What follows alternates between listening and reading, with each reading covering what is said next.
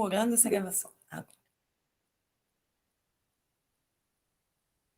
Bom, então, mais uma vez, boa noite a todos. Sejam bem-vindos ao nosso canal do NU, tá? Quem já conhece, bom vê-los novamente. Quem ainda não conhece os nossos projetos aqui de extensão, os nossos cursos de extensão, sejam bem-vindos, tá? A gente tem sempre uma programação, a gente está mantendo isso desde o início da pandemia, toda essa programação de extensão, e não pretendemos parar, né? Então, a gente vai continuar com as atividades de extensão online, embora algumas coisas talvez sejam presenciais, mas a maioria das nossas atividades de extensão vão continuar online. Então, desde já avisando, nós estamos com a inscrição para 2 palestras abertas, né? Uma sobre as viagens no Islã, extremamente interessante, do professor Pedro Martins Criado.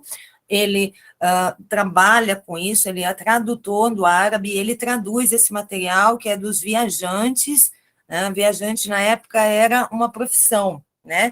Era para conhecer as outras culturas e documentar e falar sobre as outras culturas. Então, vai ser uma palestra muito interessante, tá?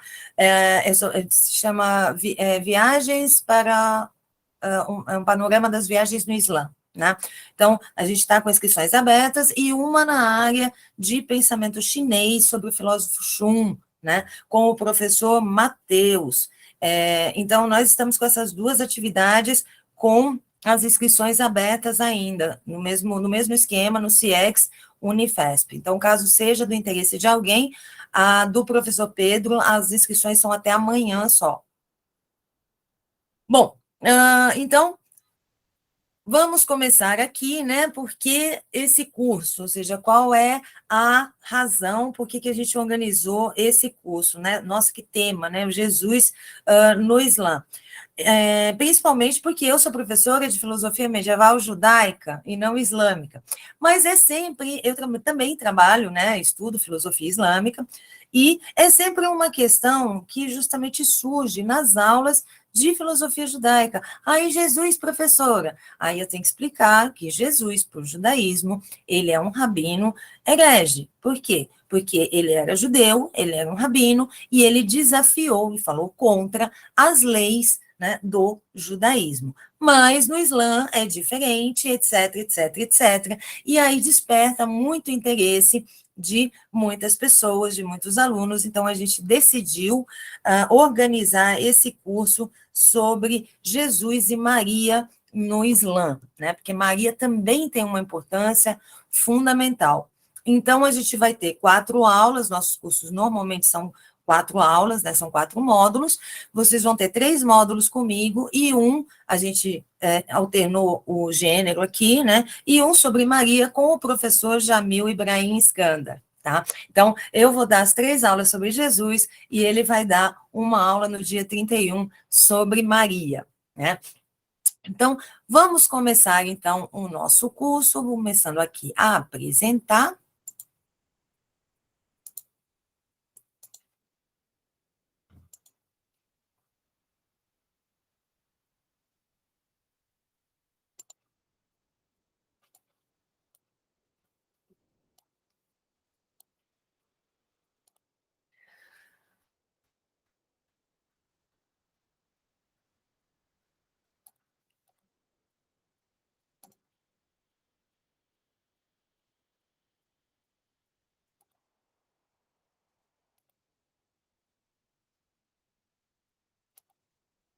Eu não percebi porque eu peguei material de um outro curso e tem coisa que está com animação. Então, às vezes, eu posso bobear aqui, né?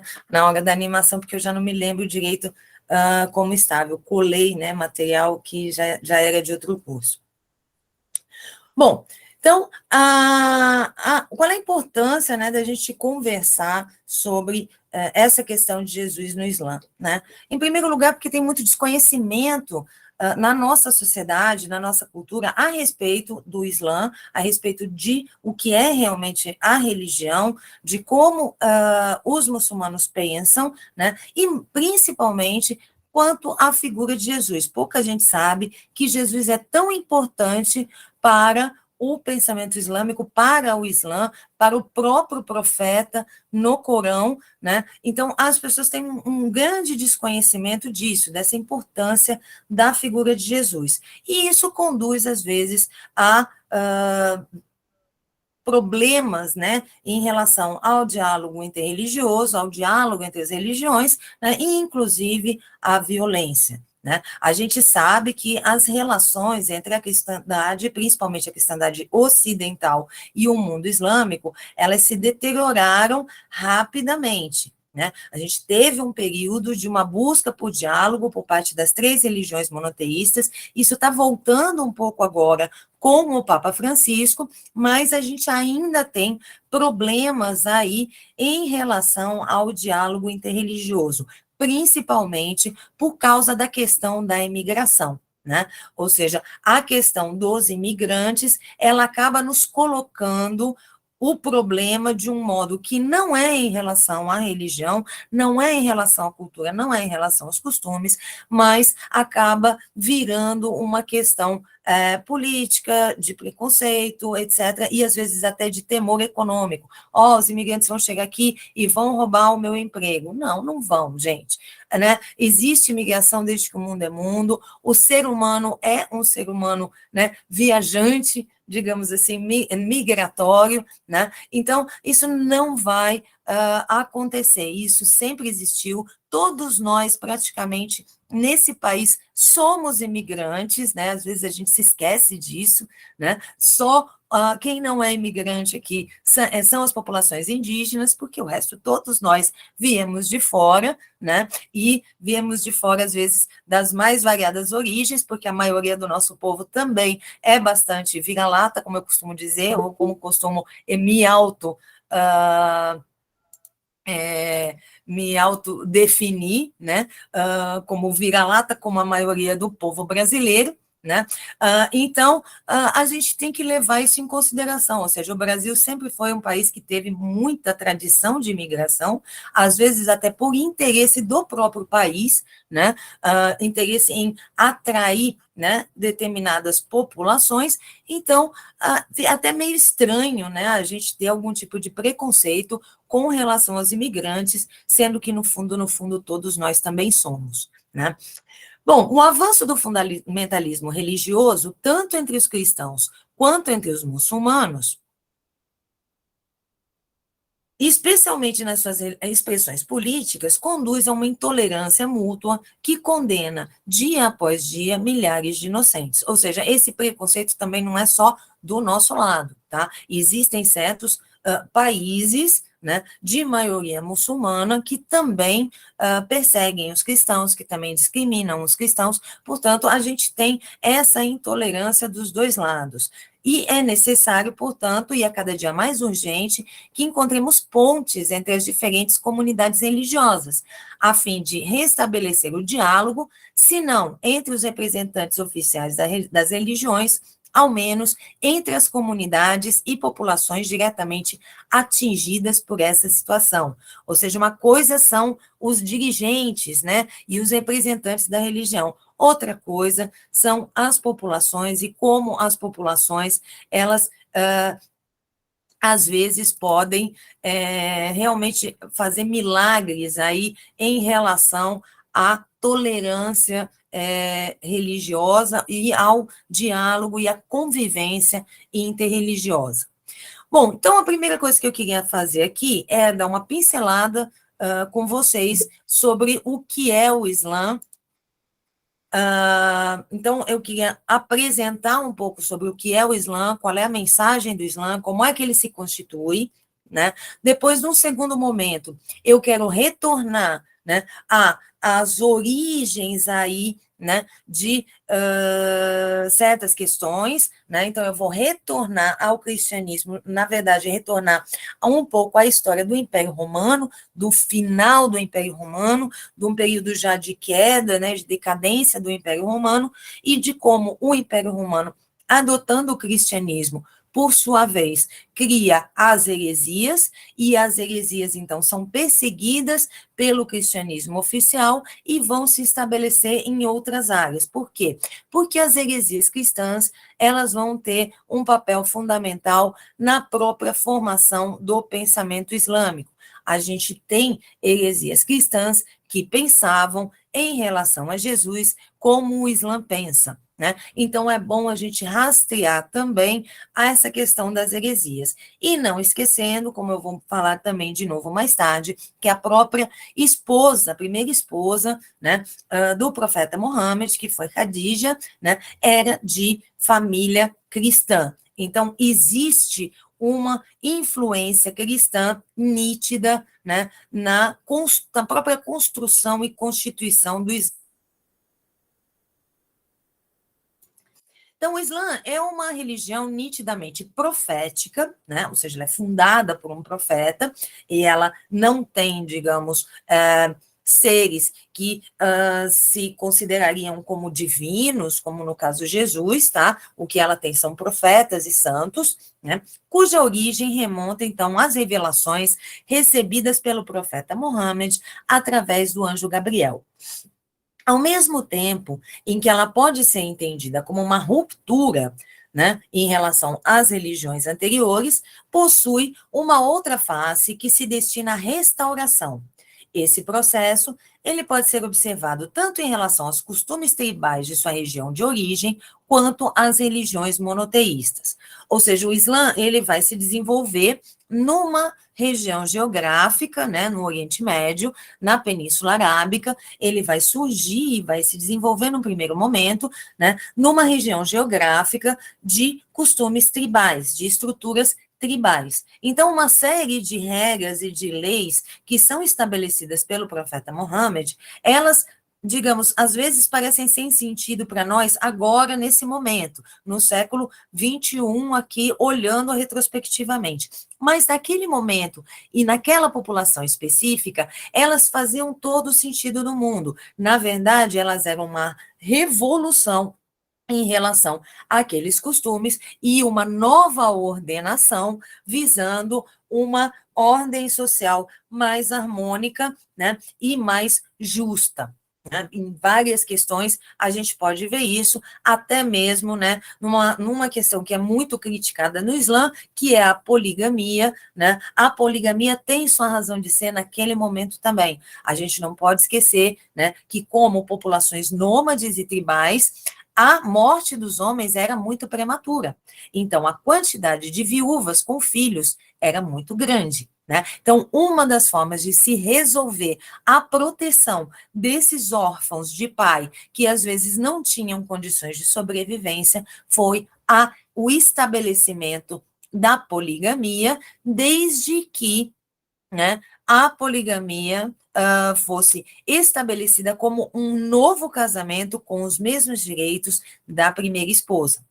Antes disso, a gente tinha uma estrutura que se chamava murta, que era um casamento temporário, para vocês terem uma ideia, né? Ou seja, o homem, ele podia estabelecer um contrato com uma mulher temporário de até 3 meses, né? E aí depois ele ia embora como se nada tivesse acontecido. Só que às vezes, né, 9 meses depois acontecia alguma coisa, né? E aí a gente tinha uma coleção de assim, crianças sem pais e, no caso, né, dos casados órfãos de pais, muito grande naquela região.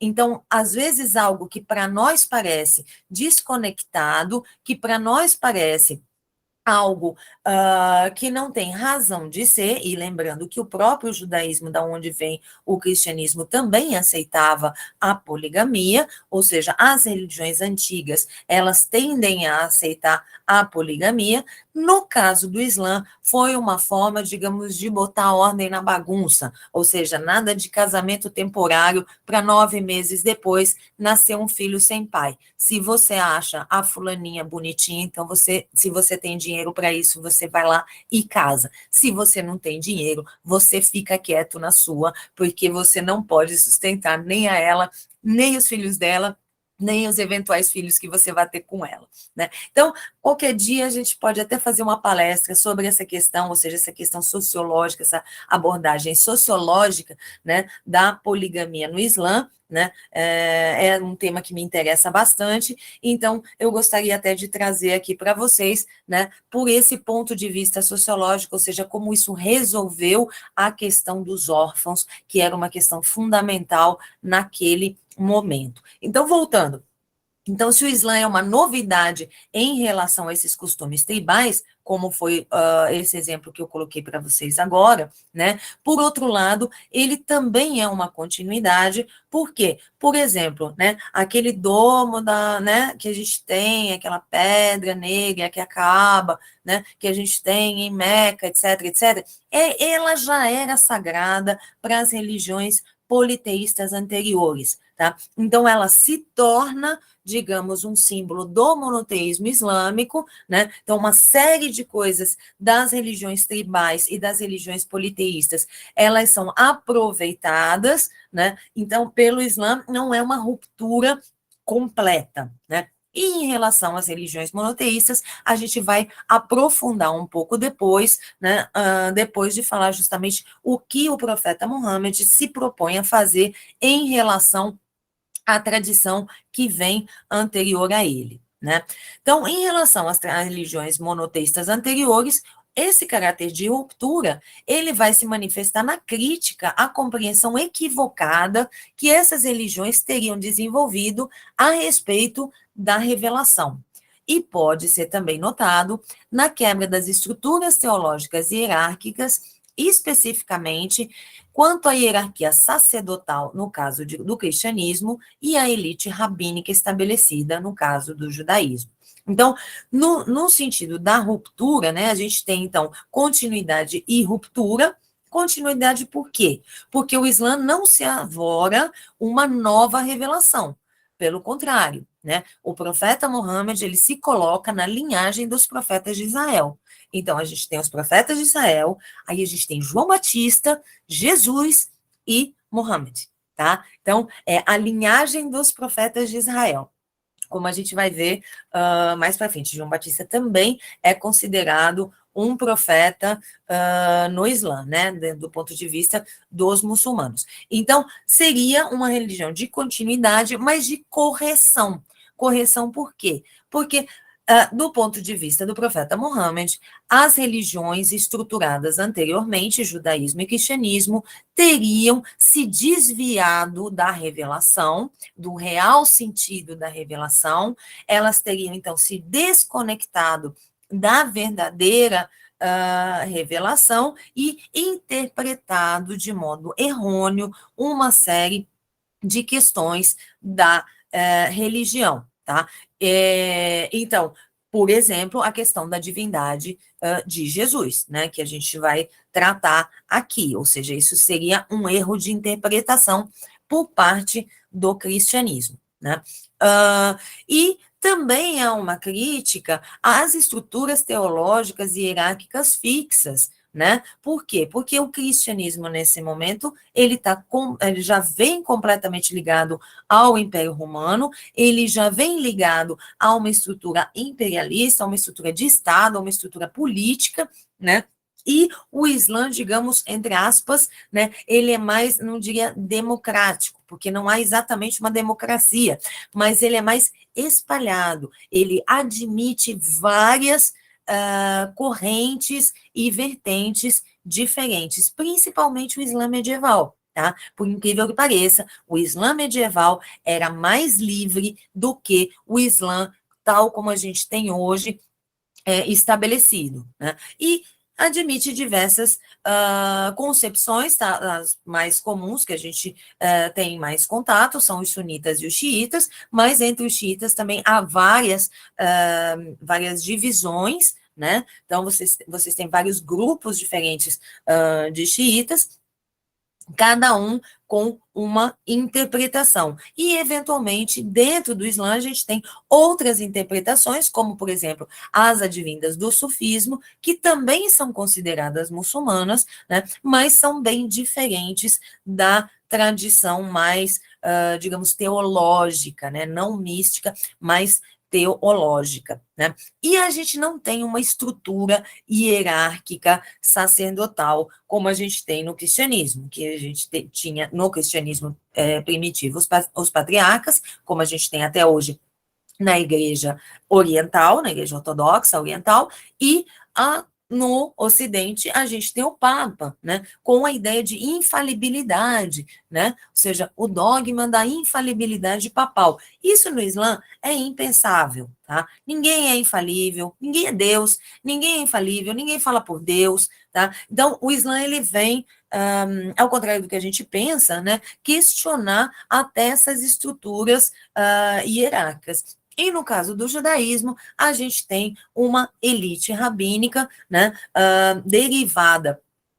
daqueles primeiros rabinos que organizaram e publicaram, né, estruturaram e publicaram o Talmud chamado, inclusive, de Torá oral, ou seja, uma tradição oral de interpretação que acabou ficando cristalizada, e cristalizada, assim, toma um caráter quase sagrado, né, ou seja, quase semelhante ao da Torá. Então, esse tipo de crítica também vai ser feito por parte do Islã.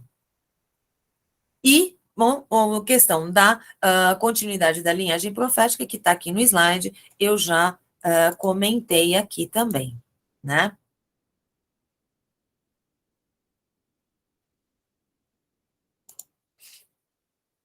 Bom, então o Islã, ele tem como data inicial oficial, né, a Hégira, ou Hígira, né? O que é a Hégira, né? É chamado de migração, ou seja, é quando o profeta Mohammed deixa Meca e vai para Medina. E essa data é 622 depois de Cristo, ou seja, a gente está aqui no século 7, tá? Rapidamente, a gente tem uma expansão muito forte do Islã, que vai assumir grande parte da Península Arábica ainda até 632, ou seja, a expansão islâmica, ainda antes da morte do profeta Mohammed, é muito grande, né?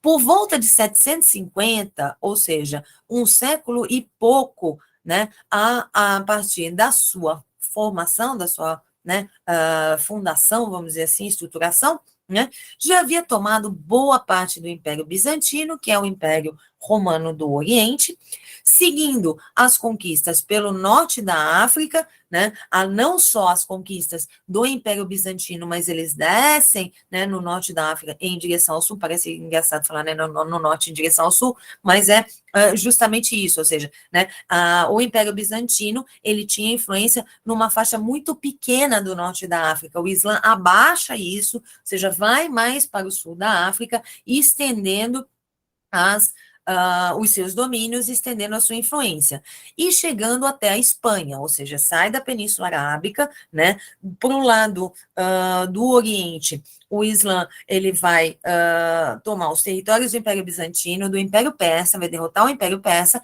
e vai chegar até a Índia e até fronteiras da China, né. Do lado ocidental, então, o Islã, ele vai se expandindo a partir do norte da África, descendo em direção à África Central e continuando para leste, ou seja, continuando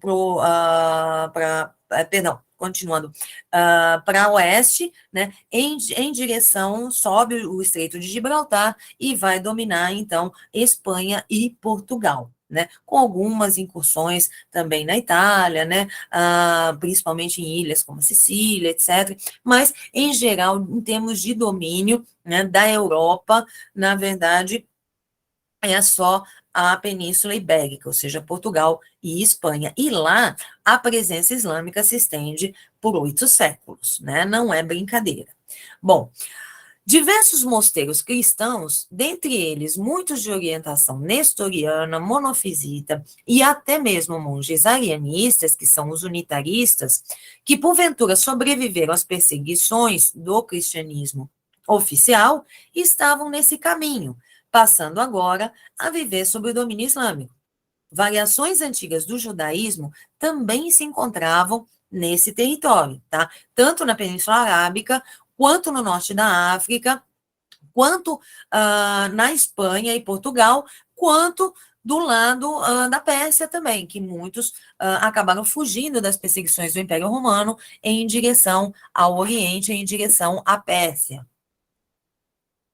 Logo, logo eu vou explicar essa questão das heresias para vocês, né? Mais detalhadamente, né? Então, por hora, basta a gente entender, então, que nesse caminho, né, da expansão islâmica, né, até desde o próprio nascimento do Islã, ele convive, então, com comunidades cristãs e judaicas, né? Ele já surge aí, aliás, os primeiros apoiadores do profeta Muhammad foram comunidades judaicas e cristãs, né? Depois é que começa a haver uma crítica por parte dessas comunidades, mas nesse meio, ou seja, nesse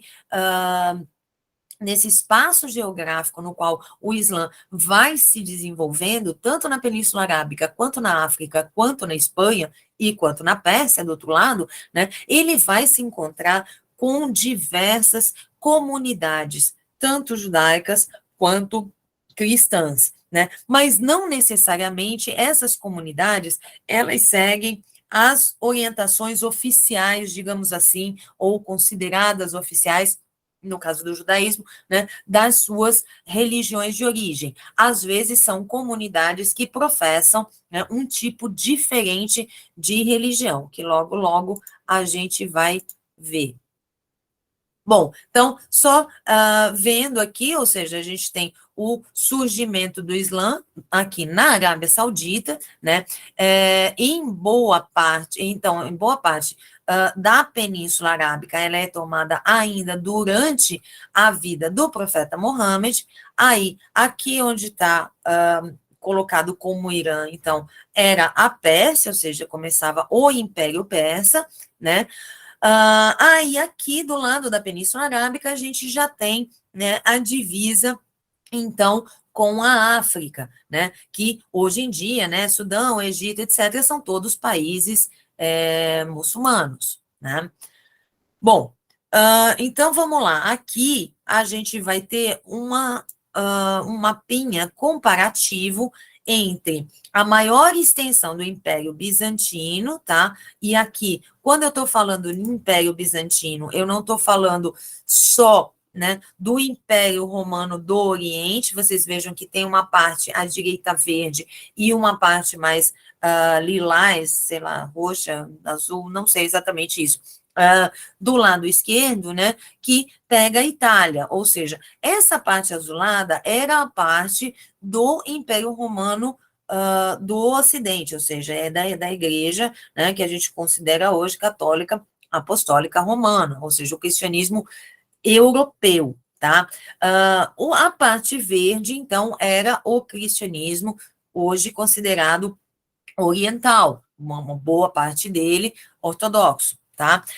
Então, quando a gente fala aqui do Império Bizantino, é que a gente não dá tempo da gente entrar nessas considerações, senão a gente não termina a nossa aula, né? É que o Império Romano do Ocidente, ele foi derrotado pelos bárbaros, né? Então, esse território ele foi invadido pelos bárbaros e foi retomado pelas tropas bizantinas, tá? Pelas tropas do Oriente, né? E essa é a maior extensão que a gente teria, então, no século VI, antes do surgimento do Islã, né, do Império Bizantino. Se a gente for comparar ali embaixo, né, com a expansão islâmica, vejam que aqui até a parte da Índia não está colocada aqui, ou seja, o Islã ele continua para lá, né?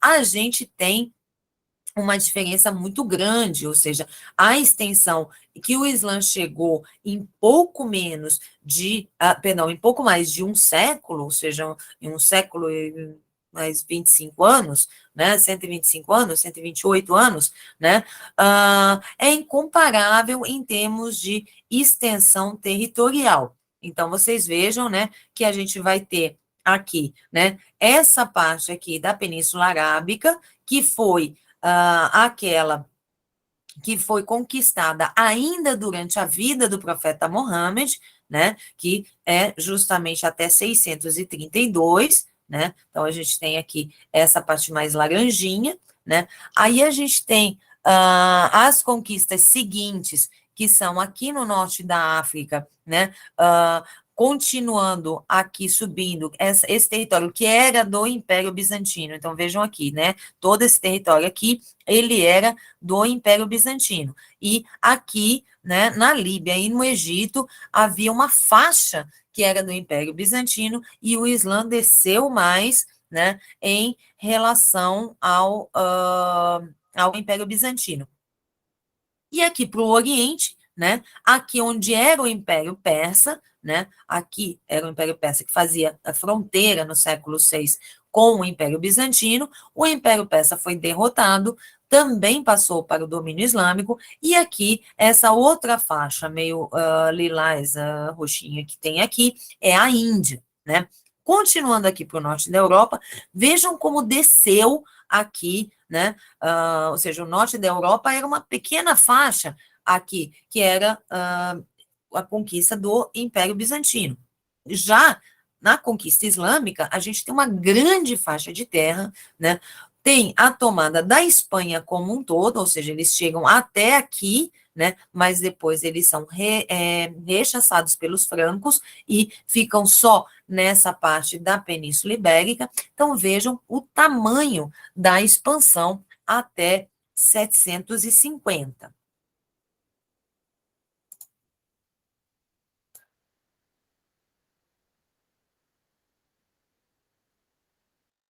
Conforme eu falei para vocês, então a gente vai fazer um grande parênteses agora, né, no Islã, depois a gente retorna para o Islã, né, para a gente tentar entender quais eram essas comunidades que eles encontraram no meio do caminho, né, tanto no processo de formação do Islã, quanto no processo de expansão, então, do domínio islâmico. E para isso a gente vai ter que retroceder, né, ao processo de queda, né, nos últimos tempos de decadência do Império Romano. Então, em 235, inicia-se um longo processo que vai se estender por 2 séculos e vai culminar, então, com a desagregação de grande parte do Império Romano. Crises políticas, em virtude da falta de critério definido de sucessão para o trono, é um dos elementos, então, que vai contribuir com isso, né? Além disso, o colapso do sistema escravista, causado pelo fim das guerras de conquista, porque o Império Romano ele era estruturado em cima de um sistema escravista, né? Um sistema, eles conquistavam as regiões e escravizavam as populações, né? Eles tinham escravos, inclusive, dentre seus próprios cidadãos. Era possível você se tornar escravo por dívida no Império Romano, né? É bom ressaltar, né? Problemas econômicos, né? Então, e consequente aumento de impostos, justamente por causa do colapso do sistema escravista, ou seja, não tem mais guerras de conquista, não tinha mais como expandir. Então, não tem mais para onde ir atrás de mão de obra barata, ou seja, de graça, né? Mão de obra escrava ou semi-escrava, para continuar mantendo, então, a economia do império. Então, isso gera problemas econômicos e um consequente aumento de impostos. O aumento de impostos vai gerar, então, descontentamento da população, né, da própria população romana, né. Outro dado, dificuldades em manter as fronteiras do império. Como o Império Romano ele se estendeu demais, né, chegou uma hora, não dava mais para manter, que é o processo que eu falei para vocês, que vai acontecer lá depois, né, desse período, que vai ser a tomada, então, desses territórios que faziam parte do Império Romano pelos chamados, né, bárbaros, né, pelos povos bárbaros. Eles vêm do norte, né, na verdade, uma boa parte reconquistando o seu próprio território, né, e depois conquistando, então, outros territórios do Império Romano, tanto que ele deixa de existir, o do Ocidente, e aí há aquela reconquista que eu mostrei para vocês no mapa, a partir do Império Bizantino, das tropas orientais, ou seja, do Império Bizantino, àquela reconquista de alguns territórios, né? E, por último, a difusão do cristianismo, né? Porque o cristianismo, no seu início, ele era uma seita subversiva do judaísmo, né? Ele era uma seita que visava a derrubada daquele sistema. Ele visava o fim, por exemplo, né? Uma das grandes questões, né, do cristianismo com o Império Romano era a própria questão da escravidão, né? Ou seja, o cristianismo era contra a escravidão. Imaginar, né? Quem te viu e quem te vê, né? No Império Romano, nascendo absolutamente contra a escravidão e durante a Idade Média, né? Digamos, o período final da Idade Média, né? Dando a bênção para o tráfico de escravos para as Américas, para as colônias europeias, do jeito que aconteceu. Pois é, gente, né? Onde é que começa tudo isso? Começa justamente nesse ponto que eu estou querendo colocar para vocês, que é o ponto aonde o cristianismo deixa de ser uma seita subversiva, deixa de ser uma seita crítica à política do Império Romano e passa a ser a religião do Império Romano, né? Qual é o nó da história do cristianismo? É esse, né? Com certeza é esse. Então, vamos lá. Então, a difusão do cristianismo também ameaçava o Império Romano, porque o cristianismo pregava valores contrários à manutenção do trabalho escravo e, principalmente, a divinização dos imperadores, né? Você não tem imperadores divinizados, você não tem leis divinas, você não tem leis com, digamos, um status, né, que divino, que não podem ser criticadas. Aliás, Santo Agostinho é ótimo nisso, né? Ele, inclusive, coloca, se vocês já tiveram oportunidade de ver, que uma lei injusta não deve ser obedecida, né? Vocês vejam que, mesmo depois da estruturação do cristianismo como religião do Império Romano, ainda sobrou esse resquício de crítica à injustiça, né, às leis injustas e à injustiça social. Nesse momento, o cristianismo começa a ameaçar o Império Romano, até porque ele começa a atrair uma série de mães de soldados romanos, né, soldados digamos, oficiais romanos, né? O cristianismo ele virou uma religião das mães durante um determinado ponto, né? Tanto que a gente vê, eu citei agora Santo Agostinho, né? Ele se converte muito depois da mãe dele, né? A mãe dele, Mônica, já era cristã, né? Então, o cristianismo era uma religião de mães, né? As mães gostavam muito do cristianismo e da proposta cristã. E isso acabava conduzindo as mães a criarem os filhos já, digamos, predispostos a esse tipo de mensagem, né? Então, isso acaba desestruturando, ó, o poder das mães, gente, né? Isso acaba desestruturando a própria estrutura de poder do Império Romano, virando uma ameaça, né? Por quê? Porque a população, em geral, começa a aceitar e a valorizar, então, esses valores cristãos, tá?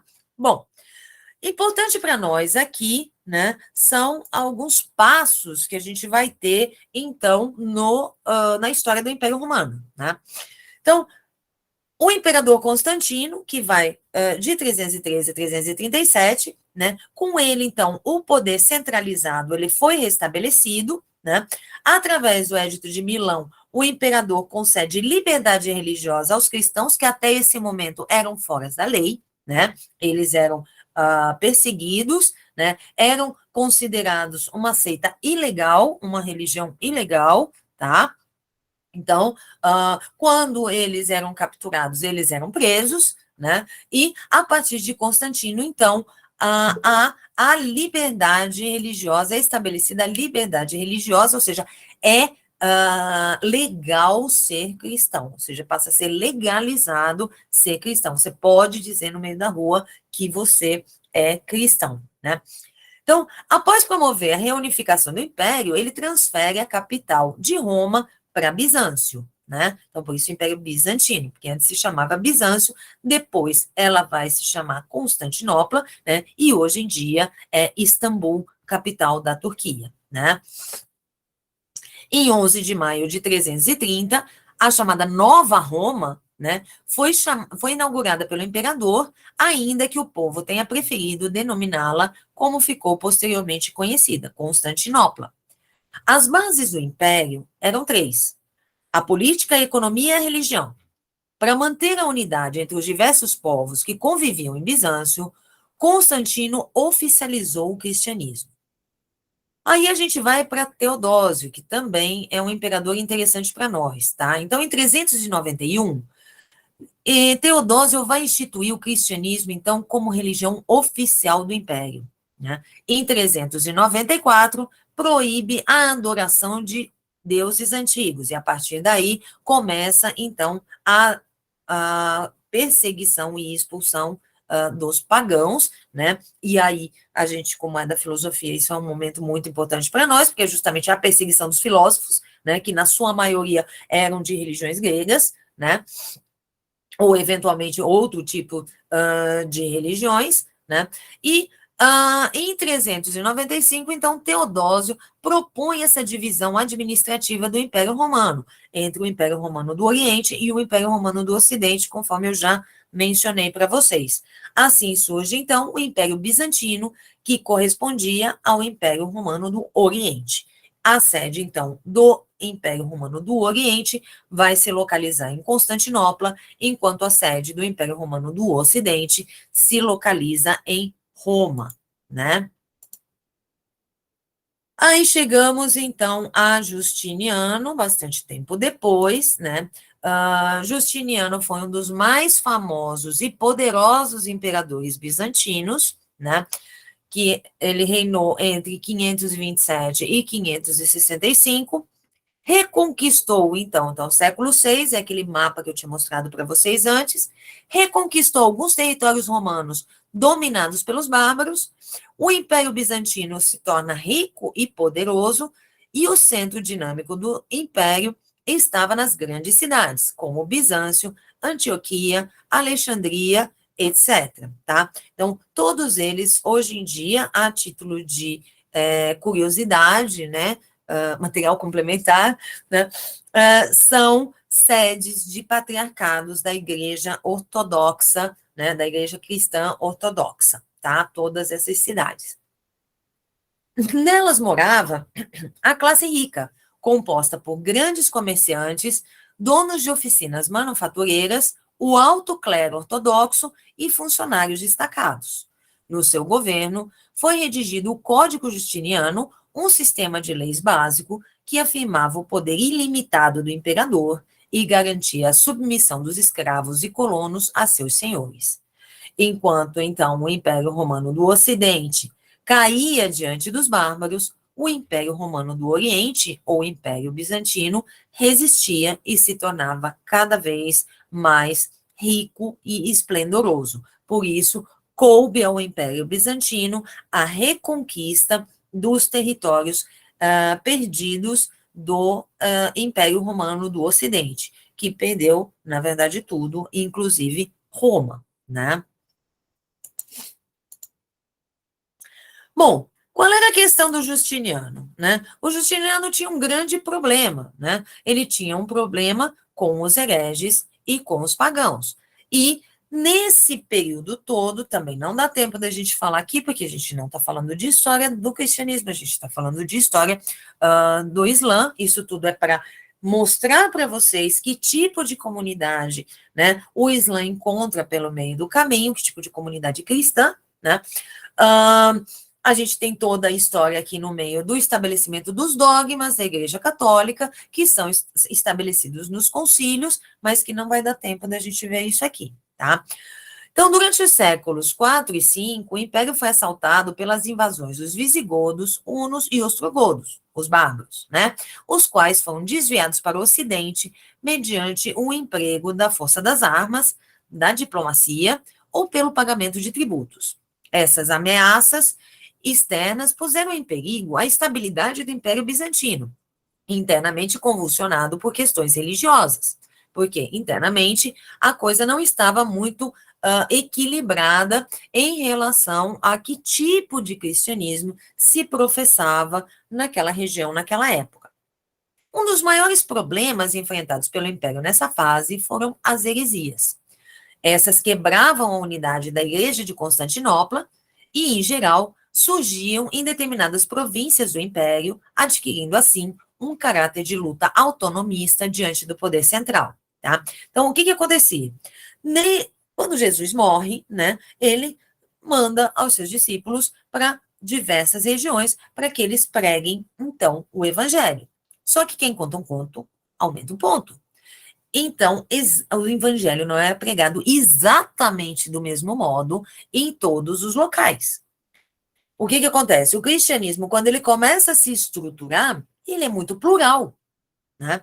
Ele é muito plural, e aí vem, então, a questão justamente dos concílios. Ou seja, os concílios são reuniões, né, estruturadas entre bispos, etc., e chefes da igreja de diversos lugares, para se estabelecer, então, a dogmática da igreja católica, ou seja, qual é a história que nós vamos contar, qual é a fé que nós vamos defender. E assim são estabelecidos os dogmas, como a divindade de Jesus, a virgindade de Maria, etc, etc, etc, etc.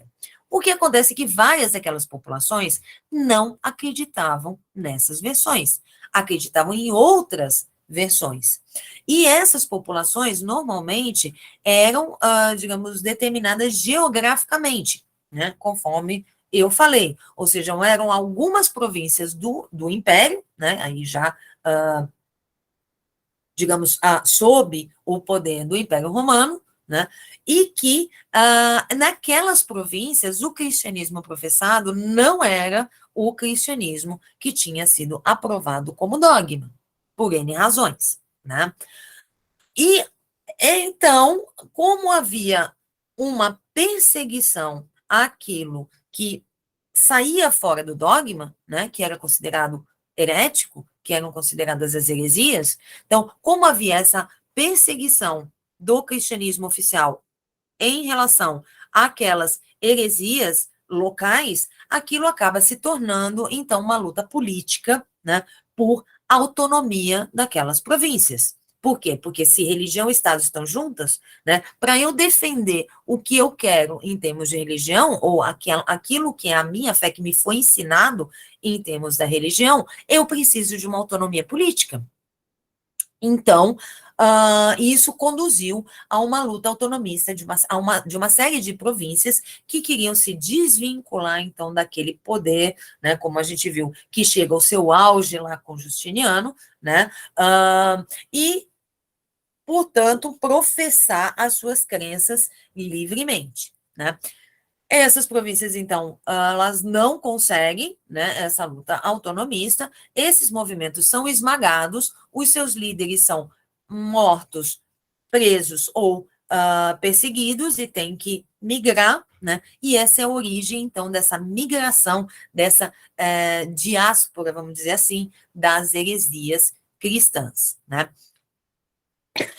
Isso por quê? Porque Justiniano tinha grande interesse pelas questões teológicas. O seu objetivo maior era unir o Oriente com o Ocidente por meio da religião e, obviamente, né, por meio do seu próprio poder, né? A sua concentração de poder era tal que ele também queria ter o poder sobre as questões teológicas para ter o poder sobre a igreja e, portanto, dominar não só politicamente o seu território, política e economicamente, mas também do ponto de vista religioso, né, com a sua própria verdade.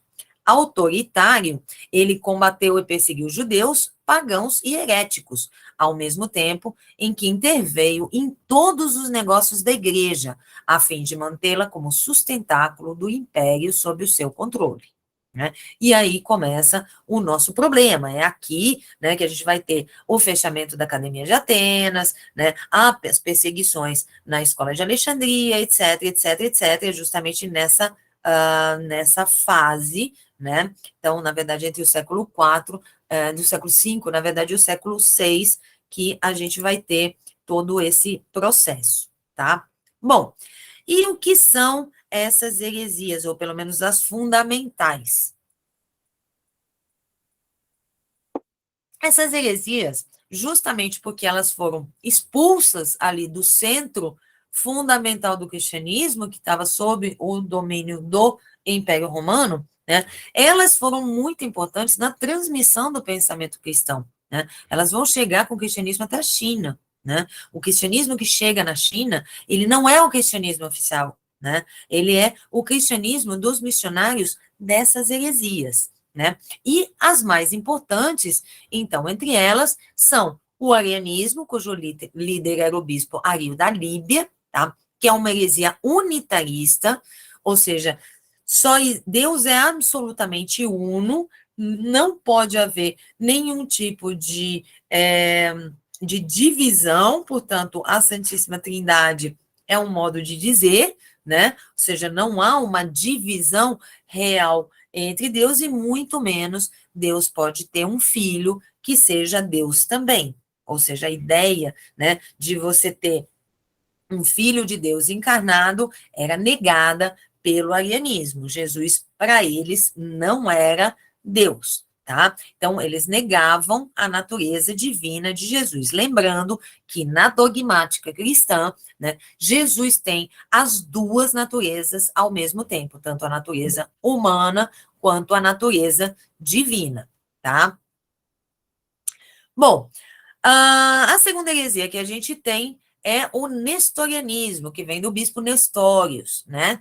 Ele advogava a radical distinção das duas naturezas de Jesus, sustentando que havia uma união simplesmente acidental, jamais substancial. Ou seja, para o nestorianismo, Jesus nasce homem, nasce ser humano, né? E adquire com o seu desenvolvimento a natureza divina. Portanto, há uma união acidental e não substancial entre as duas naturezas de Jesus, a natureza humana e a natureza divina. E, por último, nós temos o monofisismo, que é o contrário do arianismo. Se o arianismo negava a natureza divina de Jesus, o monofisismo, né, monofisis, única natureza, ele vai negar a natureza humana de Jesus, né? Então, ele é uma doutrina religiosa elaborada por Eutiques, que era superior de um convento ali mesmo em Constantinopla, e ele defendia uma única natureza de Jesus, a divina, negando a sua natureza propriamente humana. Qual é o problema que a gente tem com isso, né? Ah, tá, tudo bem, Jesus é Deus, só que ele não pode ter morrido na cruz, né? Então, a gente tem um problema sério aqui, tá? Então, vamos lembrar disso, tá? Os arianistas são unitaristas, né? Então, portanto, Jesus pode ser qualquer coisa menos Deus.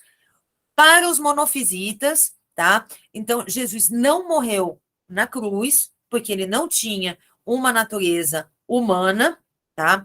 E para o nestorianismo, então, Jesus nasce homem e adquire, né, pelo seu esforço, pelo seu estudo, pela sua devoção, né, a natureza divina a posteriori. É algo que ele adquire durante a vida, tá? Então, a gente vai juntar essas informações e guardar para quando a gente for discutir, então, como Jesus é visto no Islã. Porque isso é que é o fundamental para a gente poder entender de onde vem, então, essa mensagem, né, do profeta Mohammed, por que ele diz que o cristianismo deturpou a religião, entendeu errado, né, e acabou deturpando aquilo que seria a verdadeira revelação, tá?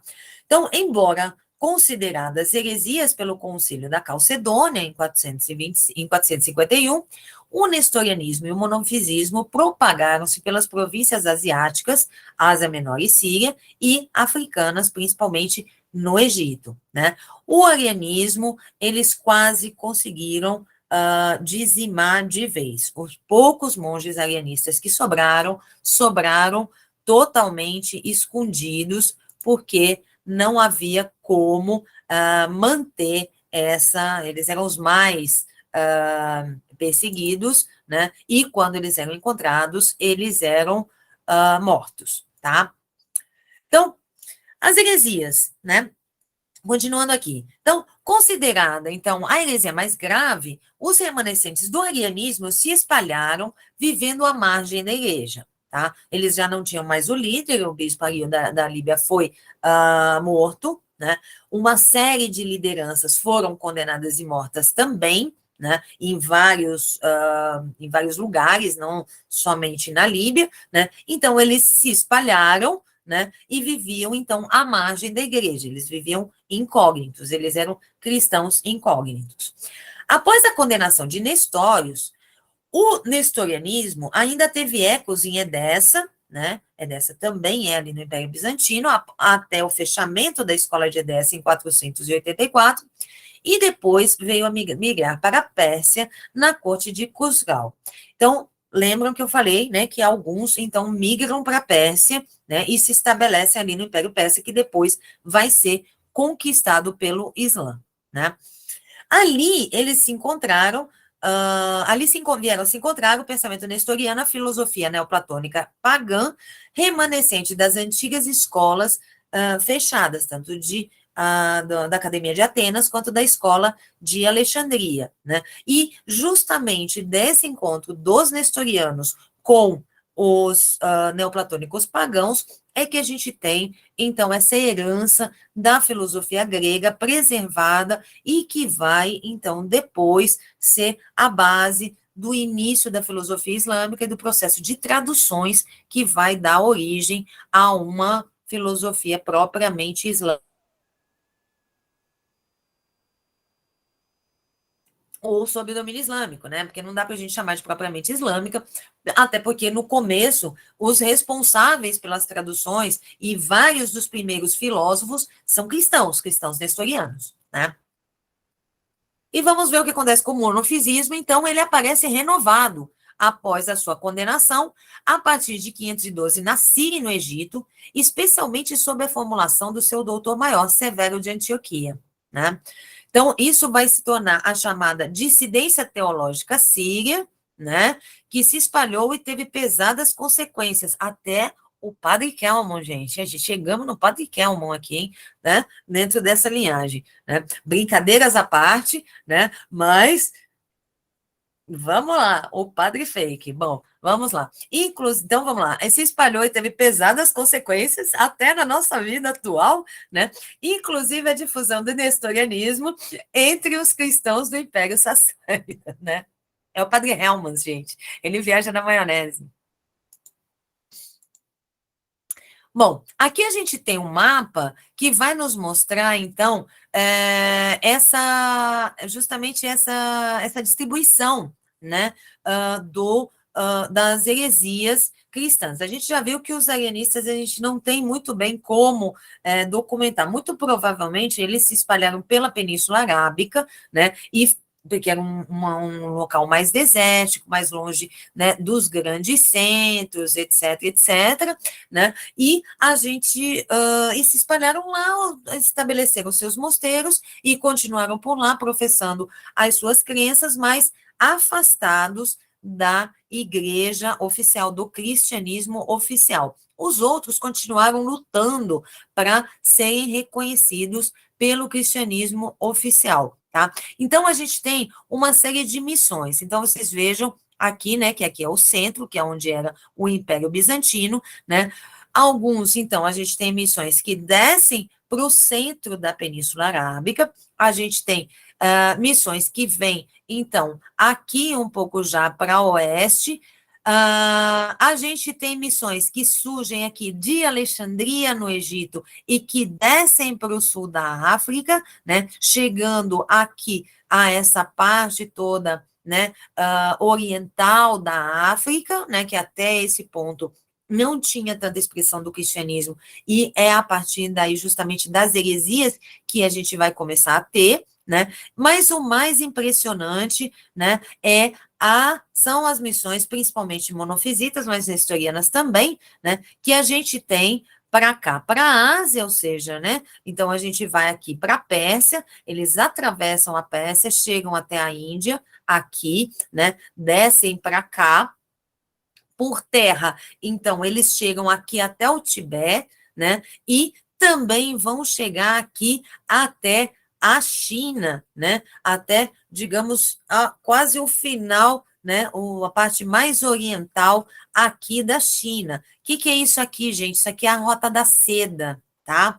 Então, lembrando que isso aqui é a Rota da Seda. Então, por dentro, eles vão pela Rota da Seda, né? Só que eles não param por aí. Eles não vão só por dentro, eles vão por mar também, tá? Então, nós temos aqui, né? Isso aqui são missões, essas cor-de-rosa são missões nestorianas, tá? Enquanto os monofisitas vão pela Rota da Seda, os nestorianos vêm por mar, né? Chegam aqui em Bombay, na Índia, né? Chegam, vão até, contornam, se estabelecem aqui na Índia, né? Contornam aqui a Índia e vão até o Extremo Oriente e chegam aqui, né? Coreia, Japão e China novamente, tá? Então, para vocês verem o que foi gerado em termos de expansão e de missões cristãs, né? Pelo fato das heresias terem sido condenadas. Então, eles tinham que sair de lá, eles tinham que sair dos grandes centros. Então, eles vão e se espalham em outros lugares, aonde eles não vão ser facilmente identificados, muito menos condenados, né? A igreja vai até achar bom que eles estão levando o cristianismo para outros povos, né, que nunca ouviram falar no cristianismo. Então, isso assim é fácil deles se esconderem da perseguição interna da própria igreja, tá? Bom, até aqui tudo bem?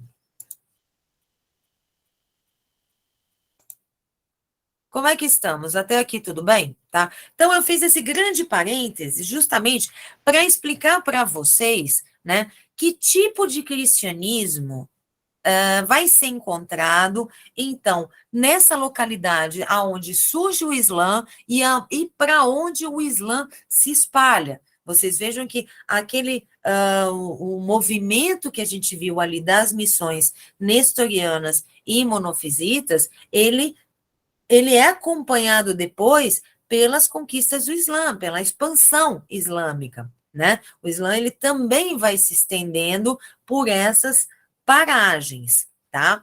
Então, é natural que o cristianismo que o Islã, no seu início, ou seja, que o próprio profeta Muhammad encontra, né? Lembrando que o profeta Muhammad era caravaneiro, né? Ele era viajante também, né? Então, ele viajava por esses lugares, principalmente na Península Arábica, né? E ele encontrava muita gente, né? Na hora de parar para tomar um café ali, não tinha café naquela época, né? Para tomar, eles também não tomavam vinho de tâmara, porque ele proibiu o vinho de tâmara para tomar um chá.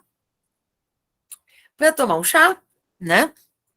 Ou nas pousadas, ou, né, nos oásis, eventualmente, no meio das regiões desérticas, etc., ele se encontrava com o quê? Com uma série de comunidades, né, algumas judaicas, mas a maioria cristãs, né? E nesse processo, justamente, a visão sobre as histórias que são contadas no cristianismo vão surgir, então, para ele, o tal como elas são colocadas no Corão, e depois, com a expansão islâmica, mais ainda isso vai se espalhar, porque nas áreas geográficas aonde o Islã se expandiu, para onde o Islã se expandiu, quem estava sentado lá tirando, claro, o próprio Império Bizantino, mas para os outros lugares, quem estava sentado lá não eram os cristãos oficiais, mas eram fundamentalmente nestorianos e monofisitas, tá? O profeta Mohammed deve ter encontrado arianistas também, porque eles ainda estavam ali em funcionamento na Península Arábica, escondidos naquela época. Bom, então a gente para esse nosso parênteses, que era para a gente entender que tipo de cristianismo o profeta Mohammed e o Islã, depois, a posteriori, encontraram, né, e tiveram influência para a gente poder depois ver todo esse material que a gente vai analisar, e a gente volta, então, para a questão do Islã, para a estruturação do Islã, né, e agora, então, para a figura do profeta. Bom, então vamos lá, Mohammed e o Corão, né? Mohammed nasceu na cidade de Meca, na Arábia Saudita, que na época era um centro de animismo e idolatria. Isso daí eu já falei lá no começo. Viveu e cresceu entre mercadores. Como membro da tribo Quraysh, tinha uma certa proeminência social. Seu pai, Abdullah, morreu por ocasião do seu nascimento e sua mãe, Amina, quando ele tinha 6 anos. Então, o que acontece, né? Então, o profeta Mohammed, ele vinha de uma boa família, de uma família com prestígio e também com dinheiro, ele sempre conviveu no meio de mercadores, só que ele era meio primo pobre da família, tá? Justamente por ter ficado órfão, etc. Papapá. Então, ele era uma espécie de primo pobre da família. Fortuna ele não tinha, tá? Então, ele era de uma boa família, de uma família respeitada, mas ele particularmente, ele pessoalmente, não tinha fortuna, portanto, ele trabalhava para os outros, né? Então, casou-se com Khadija, uma rica viúva de família cristã, para quem ele trabalhava, tá? Então, ele era empregado da Khadija, tá? Que vinha de uma excelente família cristã, o tio dela era extremamente proeminente na comunidade cristã da época, tá? Então, vale a pena destacar isso, tá? Não é que simplesmente ela vinha de uma família cristã, era uma família cristã de referência, o tio dela era referência na comunidade, tá? Então, e a família dela era muito conhecida. Ela tinha muitas posses, porque ela era viúva, né? E ficou tudo para ela, né? Aí depois, o profeta Mohammed era bem mais novo que ela, ele se apaixona por ela, se casa com ela, né? Ela era patroa dele, né? Ele trabalhava para ela, aí ele se casa com ela, né? E ela, como cristã, né, foi única esposa dele até a data da morte dela, tá? Então, é bom a gente lembrar disso. Então, ela foi a primeira mulher de Mohammed e foi a única esposa até a data da morte dela. Até porque ela era de família cristã e jamais permitiria, então, que ele se casasse com outra mulher, né? Então, aos 40 anos, Mohammed começou sua pregação, quando, segundo a tradição, teve uma visão do anjo Gabriel que lhe revelou a existência de um Deus único. Claro que, de novo, né, se ele tinha contato com a família da Khadija e se ele tinha contato com todo esse pessoal que ele encontrava durante as suas viagens como mercador, né, como caravaneiro, é claro que ele já tinha contato com essa mensagem do Deus único, né? Só que aí, justamente, é quando ele se torna profeta, né? As constantes pregações de Muhammad valeram-lhe crescente oposição. Perseguido em Meca, ele foi obrigado a emigrar para Medina, no dia 20 de junho de 622, ou seja, no próprio local de nascimento dele, ele era mal visto. Ele tinha muita oposição por causa da pregação dele, porque ele pregava algo que era contra, digamos, os costumes, né, tribais e ancestrais daquela família da onde ele veio e daquela comunidade da qual a família dele fazia parte, né? Então, esse acontecimento, que é chamado de Hégira, ou Hijra, né, como eu coloquei para vocês, que é a imigração, é o marco inicial do calendário muçulmano até hoje, tá? O profeta Muhammad, ele viveu só mais 10 anos depois disso, tá? Então, ele viveu com a Khadija até a morte dela, quando ela morreu, então ele começa a expansão, então, do Islã, que é o que eu falei para vocês, é aquela parte laranja lá do mapa, né? Ou seja, a Península Arábica praticamente como um todo, que é conquistada durante a vida do profeta Muhammad, e justamente, né, digamos, esse hábito dele de se casar com várias mulheres, né, é um hábito também tão ancestral como o de todo mundo, de alianças políticas. Ou seja, ele ia, né, nas tribos, aí o chefe da tribo ia dizer, oh, você é um cara legal, etc., nós vamos, já que você vai mandar na gente, casa aqui com a minha filha, né, para ela ter uma expressão, para a gente ficar bem, né, etc., etc. Então, ele ia fazendo isso em várias tribos, né. Bom, aí a gente tem o Corão, tá? Então, o Corão, ele foi revelado ao profeta, mas reza a lenda que o profeta Muhammad era analfabeto, tá? Então, ele não escreveu. Então, o Corão também vem de tradição oral, tá? Então, todo o material corânico, que é o material das revelações do profeta, ele vem por tradição oral. Ele vai ser organizado e escrito pelo quarto califa, né? Depois da morte do profeta Muhammad, tá? Então, ele só vai ser organizado bem depois, tá? Até esse momento, era uma transmissão oral. Então, segundo os muçulmanos, o Corão contém as mensagens de Deus a Muhammad, Maomé, né?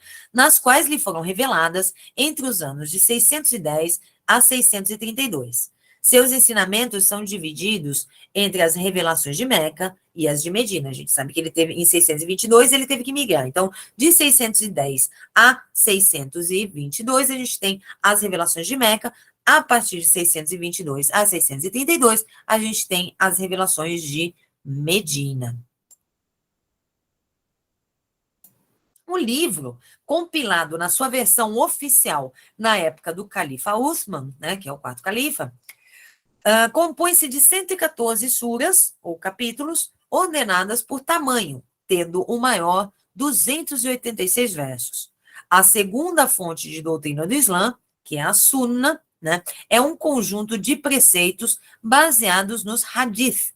O que são os hadiths? São os ditos e feitos do profeta. Como é que são recolhidos, né, esses hadiths, ou seja, essas histórias, né, que na verdade são histórias sobre o profeta, ou que o profeta falou, né, que são ditos do profeta, ou coisas que ele fez. Eles são coletados a partir de uma linhagem da fonte, tá? Então, como tudo isso foi compilado depois, né, como é que a gente tem? Então, a gente tem os hadiths que são considerados certificados, vamos dizer assim, né? Eles são verdadeiros porque certificados, e tem aqueles que são meio duvidosos, né? Como é que você faz essa diferença, né? Você tem que ir estabelecendo a linhagem de quem contou, como é tradição oral, né? Até ver onde chega. Então, você vai dizendo, não, quem me contou foi o meu mestre fulano de tal, quem contou para ele foi o fulano de tal, que foi mestre dele, e quem contou para ele não sei o quê, até chegar num companheiro do profeta. Se chegar num companheiro do profeta, ou seja, alguém que estava vivo na época da vida do profeta Muhammad, ele é considerado certificado, né? Se extraviou no meio do caminho, ele não pode ser considerado certificado, tá? Então, é a linha de transmissão, né? Ou seja, mas porque o profeta disse isso, isso. Bom, quem é que vai saber se o profeta disse aquilo ou não disse aquilo, né? Alguém que viveu com ele, né? Então, se a gente conseguir estruturar essa história, ou esse dito, ou esse relato, até alguém que tenha vivido na mesma época do profeta, aí então ele é certificado. Se não, ele é considerado meio suspeito, ou seja, não que não seja levado em conta, isso na religião popular, vários hadiths são levados em conta que não são certificados, tá? Mas não é exatamente o que se chama, né, de material totalmente confiável, tá? Então, assim, ao longo das revelações que ele recebe do anjo Gabriel, né, que é chamado em árabe de Jibrail, né, o profeta Muhammad não traz propriamente uma nova revelação. Muhammad visa trazer a restauração da revelação original que foi mal interpretada pelos judeus e pelos cristãos. Então, Muhammad seria simplesmente mais um na longa linhagem de profetas que povoam a Bíblia, tá? Mas, dentre eles, ele vai se proclamar o último, né? Daí vem a imagem, né, que se tem no Islã de que Muhammad é o selo da profecia, né? Selo, né? Ou seja, ele fecha a profecia, né? Então, são considerados profetas todos antes dele, mas depois dele não, porque com ele se encerra, digamos, a profecia, tá? Então, essa é a crença islâmica.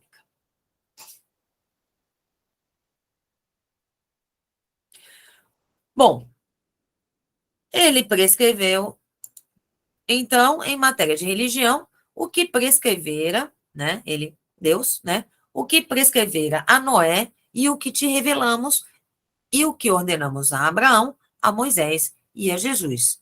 Observai a religião e nela não vos separeis, tá? Então, isso aqui vem de uma surata do Corão, né, que é a sura da consulta, né, tá aqui a referência, tá? Então, a ideia é que o profeta Muhammad, então, ele não traz uma nova revelação, muito pelo contrário, ele traz a continuidade da revelação, então, dos seus antecessores, que seriam os profetas de Israel, conforme eu falei para vocês, mas João Batista e Jesus, porque João Batista também está nessa linhagem, tá?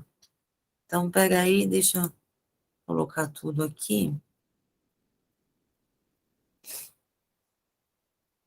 Bom, acho que agora tá todo o quadrinho, tá? Nesse quadrinho, tá? A gente volta naquela questão que eu coloquei para vocês no início, ou seja, que o Islã é tanto ruptura quanto continuidade em relação às duas versões do monoteísmo precedentes, né? Judaísmo e Islã. E também em relação às tradições politeístas tribais que havia na Península Arábica no tempo dele, tá? Então, a gente tem aqui um quadrinho que, de um lado, a gente vai ter o que pode significar continuidade e, do outro lado, o que pode significar uma ruptura. Então, continuidade em relação às tradições tribais, né, foi, então, o aproveitamento de certas instituições tradicionais para assentar a moral corânica, né? Conforme eu falei para vocês, ele vem organizar a bagunça, né? Ou seja, era tudo meio bagunçado, não tinha muita lei, não tinha muita coisa. Então, ele vai assentar a moral corânica, mas ele não pode chegar com uma coisa que não faz sentido para aquelas pessoas, né? Então, ele vai assentar a moral corânica sobre tradições já existentes. Então, voltando na questão da poligamia que eu tinha falado, né? Ou seja, a poligamia para eles era normal, eles podiam pegar as mulheres lá, né? Só que antes você tinha a instituição do casamento temporário. Antes eles pegavam as mulheres e não, digamos, não assumiam nada. Os homens pegavam as mulheres e não assumiam nada. Então, ele vai assentar a moral corânica em cima das tradições tribais, sobre a base das tradições tribais. Tudo bem, você achou a fulana bonitinha? Tudo bem, só que agora sustenta, e sustenta os filhos dela também, né? Então, tem essa questão. Então, a base é a base que ele encontrou lá. E essa base, ela vem das tradições tribais. Por isso que eu falei para vocês que uma série de coisas que parecem estranhas para a gente hoje, elas eram necessárias naquele momento para se ter uma estrutura de leis, de normas, de regras que garantisse a ética e a justiça, né? Ou seja, e é a partir daí que o profeta Muhammad vai estabelecer. Do lado da ruptura, em relação, então, às tradições tribais, o que a gente tem? A gente tem uma intensa transformação em termos de ordem social, política e de costumes, através da organização da Umma. O que é a Umma? A Umma é a comunidade islâmica, ou seja, o Islã enquanto religião, ele nasce junto a uma estrutura social, que é essa comunidade islâmica, que também tem uma expressão política, tá? Então, diferentemente do que aconteceu com o cristianismo, que surge como, digamos, uma seita herética judaica, né? E que ela é uma seita subversiva em relação a um poder estruturado central, que é o do Império Romano, e depois ela se associa com esse império, né, e se torna, então, uma religião associada à política. Isso daí dá muito pano para manga, gente, porque isso daí vai puxar justamente por que a gente tem tanta necessidade do tal do Estado laico, sendo que outras sociedades não têm, né? Por quê? Porque a associação entre o cristianismo e o Estado, a política, entre religião e Estado, para nós, ela é artificial, né? Dentro da tradição cristã, ela é artificial. Dentro da tradição tanto judaica quanto islâmica, e principalmente islâmica, ela é natural, surge junto. A estrutura política, ela surge junto com a comunidade, a uma, que é a estrutura social, que é decorrente da religião, ou seja, de compartilhar a religião, tá? Então, isso daí dá uma outra conversa aí sobre essa questão, né, de Ocidente, cristianismo e Estado laico, né? Mas fica para outro momento. Por enquanto, continuamos aqui. Olha só, quando a gente puxa um fio, né, de um novelo, aí vão saindo coisas aqui, né? E ideias para próximas conversas. Bom, por outro lado, em relação às tradições abrâmicas, né? Então, a gente tem o lado de continuidade, que é a linha de continuidade na revelação profética, ou seja, na tradição dos profetas do Israel, incluindo aí os cristãos, e, consequentemente, a unidade na mensagem do monoteísmo, ou seja, uma mensagem do monoteísmo, ela é interpretada de modos diferentes, mas ela é a mesma, uma e a mesma mensagem, tá? Do monoteísmo abrâmico. Por outro lado, o caráter de ruptura, ele vai se revelar na crítica à compreensão desenvolvida a respeito da revelação e na quebra da estrutura teológica e hierárquica, conforme eu já coloquei para vocês. Tem uma questão aqui, deixa eu ver o que é. Exato, incluindo a consideração que o cristianismo, na sua origem, não era político, com certeza, né? A ideia era o contrário, a ideia, eles resistiam justamente por causa dos escravos, porque havia um grande número de escravos que eram cristãos, etc. Mas ele não se coloca como político. Aqui a sociedade, ela surge junto, né? Aqui você tem uma expressão que ela é religiosa, ela é social e ela é política ao mesmo tempo, assim como o judaísmo, né? Bom, então vamos ver se a gente clicando aqui começa a ir mais rápido. Pronto. Então vamos lá, nessa linhagem de profetas, então, todos eles respeitados e reverenciados pelo Islã, figura Jesus, né? Então, e para o Islã é bom a gente fazer a diferenciação entre Nabi e Rasul. Ambos são títulos do profeta Muhammad, tá? Mas eles são palavras que têm significados diferentes em árabe, tá? Então, para o Islã, você tem profetas e mensageiros, né? Então, o profeta, essencialmente considerado como Nabi, cuja origem da palavra é a mesma do hebraico também, né? Que é Navi. Então, é aquele que recebe a orientação divina para confirmar que um outro mensageiro transmitiu, sem que ele mesmo traga consigo uma mensagem nova. Aí a gente tem um mensageiro, que é Rasul, tá? É aquele a quem é transmitida uma mensagem ou um livro sagrado contendo uma nova recomendação. Então, todo mensageiro é um profeta, mas nem todos os profetas são mensageiros, tá? Então, vamos lá, né? No caso do cristianismo que a gente acabou de colocar aqui, tá? Então, a gente falou que entre os profetas a gente tem João Batista, né, ao lado de Jesus. Só que existe uma diferença entre João Batista e Jesus. Por quê? Porque Jesus sim traz uma nova revelação. João Batista só vai anunciar a vinda de Jesus, que já figurava anteriormente também nas Escrituras, tá? Então, é esse tipo de diferenciação que a gente vai ter aqui. No Corão, é claramente mencionado que Alá enviou um ou mais mensageiros para cada povo, tá? Então, olha só, né? Ou seja, o Islã como a ideia de uma religião universalista, então a ideia é de que Allah mandou um ou mais mensageiros para cada povo. Então a gente tem vertentes do Islã, então lá de novo, como eu falei para vocês, que o Islã é bastante plural, tá? A gente tem vertentes do Islã extremamente abertas, principalmente entre os xiitas, tá? Como é o caso dos ismailis, tá? Que eles vão considerar como profetas Buda, né, Confúcio, Lao Tzu, etc, etc, tá?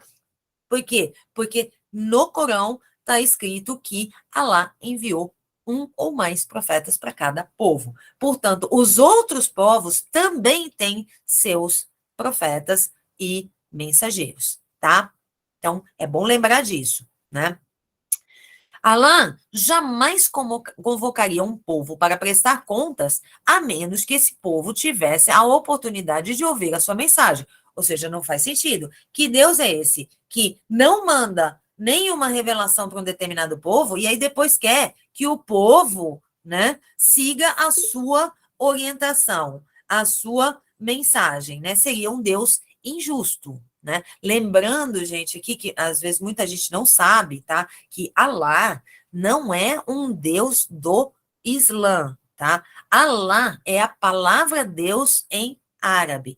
Então, o cristão árabe, ele também reza para Alá, tá? Então, na liturgia cristã, católica, árabe, tá? A gente também tem a palavra Alá. Alá é igual a Deus, tá? É Deus em árabe. Então, se alguém tivesse alguma dúvida de que Alá pudesse ser um outro Deus, não, jamais, tá? É a palavra para Deus, né?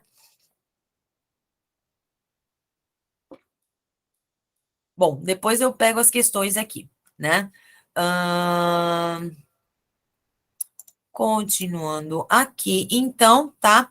O Corão, então, ele vai mencionar nominalmente, claro que ele vai dizer que existem muitos profetas ou mensageiros, tá? Mas ele vai mencionar nominalmente 25 profetas, mas sempre indicando que houve outros, tá? Então, Adão, né? Idris, que seria Enoque, né? Noé, Eber, Salé e Abraão, que é chamado de Ibrahim, Lot, Ismael, Isaac, Jacó, José, Jetro, Jó, Ezequiel, Moisés, Arão, Davi, Salomão, Elias, Eliseu, Jonas, Zacarias, João Batista, que é chamado de Yahia, né? E Jesus, que em árabe tem o nome de Issa, tá? E por fim, o profeta Mohammed, né? E sempre acompanhados de que a paz e a bênção de Deus estejam sobre eles, tá?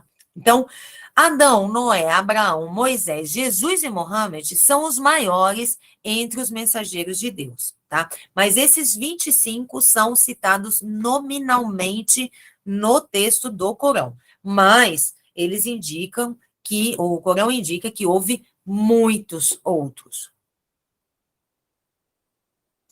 só nessa tradição, né?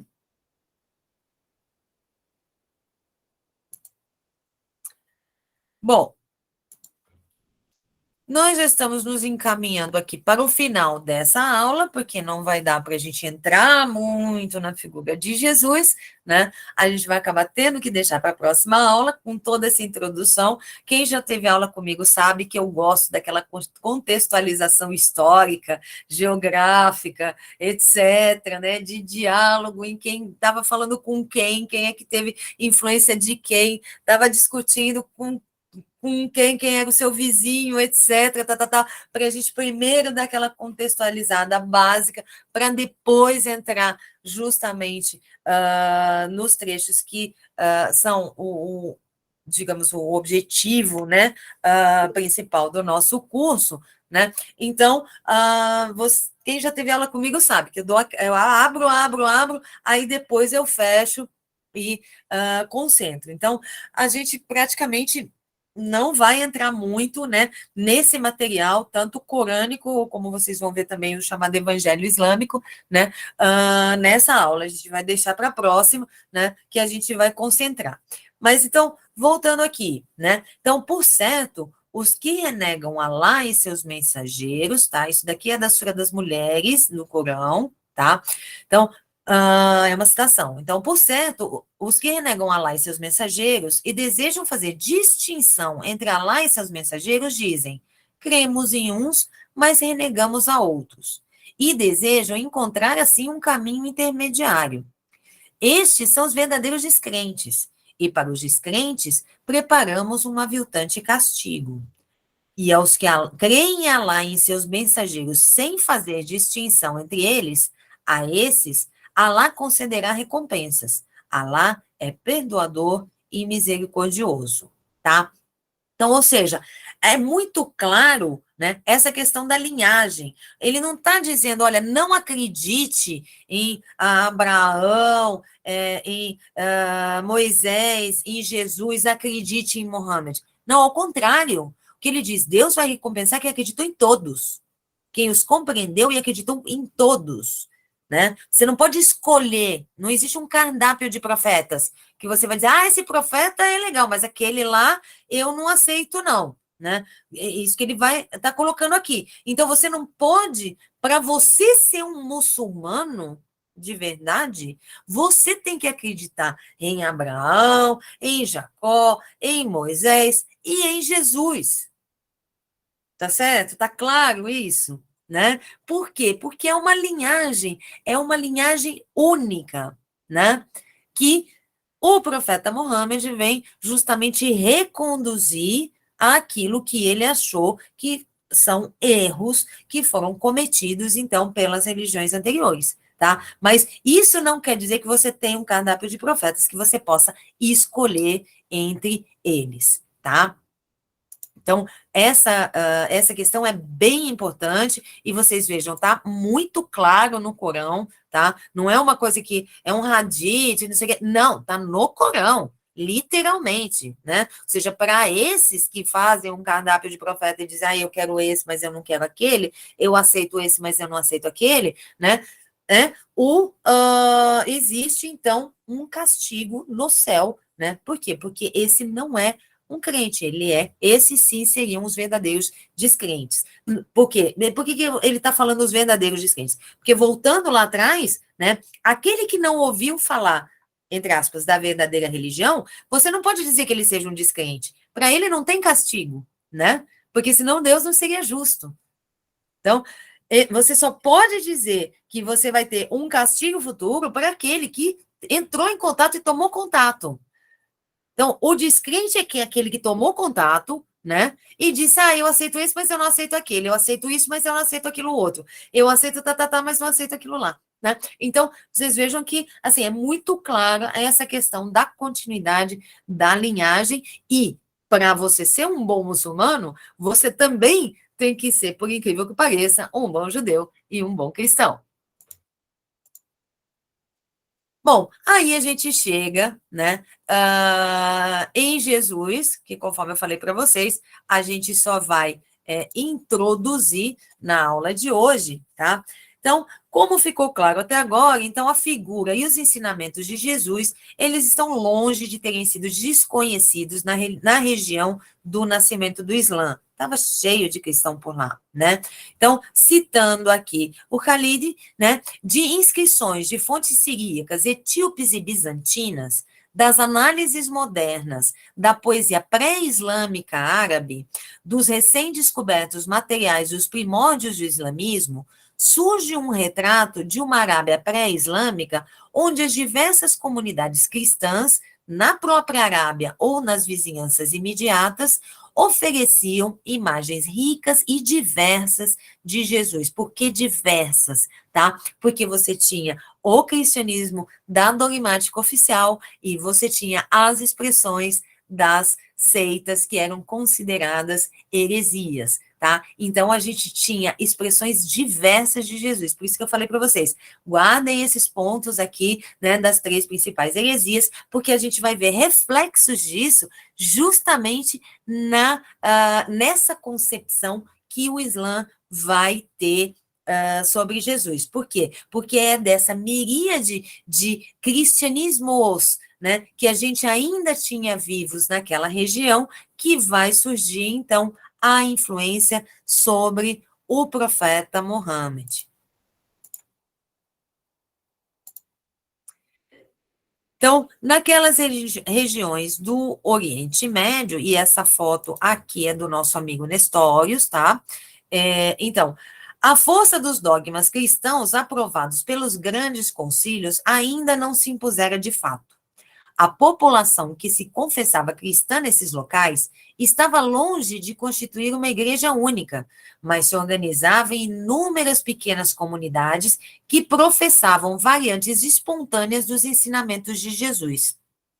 Essas incluíam grande parte dos evangelhos considerados apócrifos e não reconhecidos pela fé católica oficial. Como vocês sabem, no cristianismo a gente tem 4 evangelhos canônicos, só que existem N evangelhos apócrifos, alguns deles, sim, de discípulos de Jesus, né, ou de continuadores aí de discípulos de Jesus, e todos eles estavam em pleno funcionamento, por assim dizer, ou seja, vivos, né, e atuantes nessas comunidades no interior da Península Arábica e adjacências aonde o Islã surge e se estabelece, né? Então, na época do nascimento do Islã, o contingente de cristãos unitaristas, né, os aianistas, considerados hereges frente aos dogmas que se estabeleciam na Igreja Católica, ainda era grande e, com certeza, a maioria naquela região. Ao lado dessas comunidades cristãs de orientações variadas, havia também comunidades judaicas árabes, cuja orientação doutrinária não se pode atestar com segurança. Com certeza, também apresentavam variantes importantes ao judaísmo rabínico, tal como conhecemos hoje, tendo em vista as diferenças doutrinárias que se mostraram, inclusive, ao longo da Idade Média. Ou seja, o Corão ele vai retomar uma série de histórias, tanto de origem judaica quanto de origem cristã, só que contadas de um modo ligeiramente diferente, né? E aí a gente pensa, bom, por que essa diferença? Né? O profeta conhecia profundamente essas escrituras e aí ele decidiu, né, modificar aquilo para que ficasse diferente? Não, as histórias que ele ouvia não eram as histórias da religião dogmática oficial, né? Tanto as do judaísmo quanto as do Islã. E aí ele compõe isso, né, de uma forma que vai, então, estruturar a base das crenças do Islã, tá? Independente, eu não estou dizendo aqui que ele não teve revelação, gente, independente dele ter tido revelação ou não, tá? Eu acho que o anjo Gabriel não ia perder o seu tempo recontando a história que ele já contou, né? Então, eu acho que, de certo modo, essa parte que é uma parte mais, digamos que já estava revelada pelos profetas anteriores, então é uma parte que vai ser construída a partir daquelas comunidades que estavam atuantes naquela região, naquele momento. Bom, eu acho que, como a gente entraria, então, agora na questão em si do Jesus muçulmano, eu acho que eu vou encerrar a minha parte por aqui e vou abrir para questões. E só uma coisinha que eu queria adiantar para vocês aqui. Deixa eu ver se está aqui. Não. Tá. Então, só para vocês terem uma ideia, isso daqui que eu queria conversar com vocês, tá? Que é sobre as nossas próximas aulas. A gente vai dividir esse curso, então, né? Em relação às fontes que a gente vai trabalhar desse material islâmico sobre Jesus. Então, em primeiro, a gente vai estudar o Jesus no Corão, Em segundo lugar, a gente vai estudar as histórias e lendas populares, né, dos os países sob o domínio islâmico, né, que é o chamado Evangelho muçulmano, então são expressões da religião popular. Aí depois, isso a gente vai trabalhar na próxima aula. Caso sobre alguma coisa, a gente termina em seguida. Na outra aula, então, que eu vou dar uma introduzida na questão de Maria, justamente porque eu vou falar sobre o Corão, o Jamil vai aprofundar a questão da imagem de Maria no Islã, né? Que vai ser a aula do dia 31, e a última aula, então, a gente vai ver Jesus no sufismo, tá? A expressão de Jesus no sufismo, que é um pouquinho diferente do que a gente tem nesse material islâmico anterior. Então, só para mostrar, então, um pouco para vocês aqui, né? Como é que a gente vai estruturar, então, o curso. A gente acabou aqui, então, né? Como é que a gente vai estruturar, então, esse curso a partir de agora, com o material que nós temos para desenvolver. Tudo bem? Então, abrindo agora para questões, deixa eu ver se tem alguma coisa já no site. Eu que agradeço a todos, gente, a presença de todos, a participação de todos. Fábio e Gisele estão perguntando se o material poderá ser disponibilizado. Você está falando do PowerPoint? Vou pensar nisso. A hora que a gente terminar o curso, eu posso pensar em mandar para vocês, sim, disponibilizar. Tá? Deixa eu ver o que mais temos aqui. Tem o Marco Antônio que tinha colocado, né, a consideração de que o cristianismo na sua origem não era político. Entretanto, se interpretarmos que a mensagem de Jesus confrontava a manipulação de um poder religioso sustentado pelo Império Romano, essa mensagem se torna política. Exato, cara. Não, gente, ele foi executado. Então, óbvio que a mensagem dele era política e estava incomodando muito, né? Aí é que tá. O problema do cristianismo é que ele saiu de ser um incômodo para ser um sustentáculo, né, do imperialismo aí, do Império Romano. Gente, muito obrigada. Bom, Vinícius está perguntando aqui. Na doutrina islâmica, há punição divina para os que negam Maomé como profeta, ou mais especificamente para judeus e cristãos? Não, peraí, acho que aqui tem uma confusão, Vinícius, tá? Você tem o caso de judeus e cristãos que não aceitam o profeta Muhammad. E aí você tem alguém que pode se dizer muçulmano, mas que não aceita a mensagem do profeta. Se alguém se diz muçulmano e não aceita a mensagem do profeta, aí sim ele vai para um castigo bem duro, tá? No caso de judeus e cristãos, eles são considerados, de certo modo, assim, como uns primos menos favorecidos da religião, ou seja, tadinhos, a gente tem que pegar pela mão, a gente tem que explicar para eles, né, que eles estão errados, que eles interpretaram errado, etc, etc. Por quê? Porque eles fazem parte de uma coisa que no Corão é estabelecido como povos do livro, né? Ahl al-Kitab, né? Que é povos do livro, literalmente, né? Ou seja, os povos do livro, eles são, de certo modo, protegidos pelo Islã, tá? Eles não são considerados com todos os direitos que teria um muçulmano, mas eles são, de certo modo, protegidos, ou seja, o castigo não é tão ruim assim, né? Agora, se você continuar sendo, depois de conhecer toda a doutrina, você continuar sendo judeu ou cristão por algum interesse escuso, aí sim você tem castigo.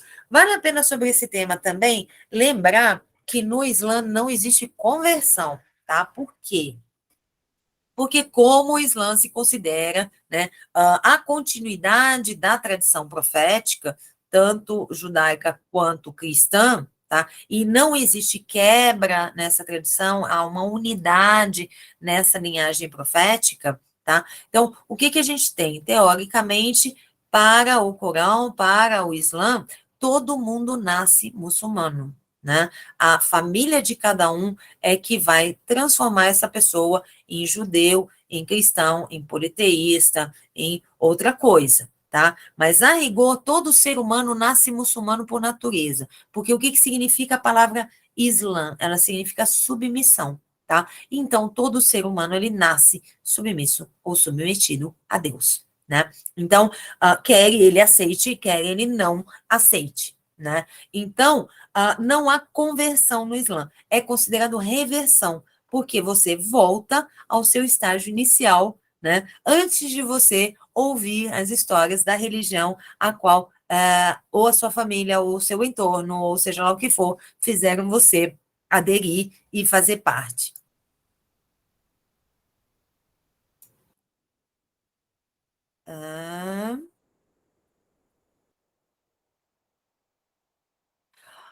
Rogério perguntando qual o significado, né, desse símbolo do último slide. Na verdade, é que esse slide não é o último slide, ele é o primeiro da próxima aula, né? Mas já que o Rogério está querendo um spoiler, é o nome de Jesus, isso que está escrito lá, tá?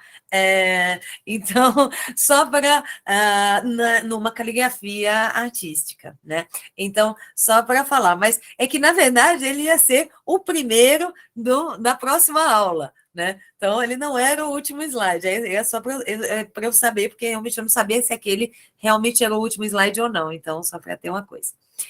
O Augusto está perguntando, alguma hierarquia entre os mensageiros, ou seja, Muhammad é mais importante entre os demais? De certo modo, há hierarquia sim, tá?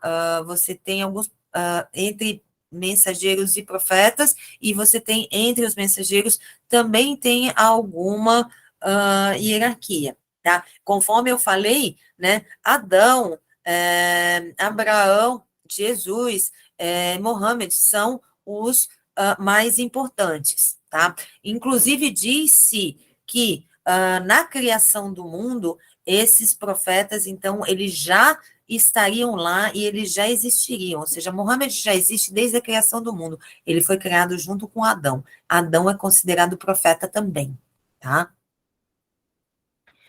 Então, vamos lá.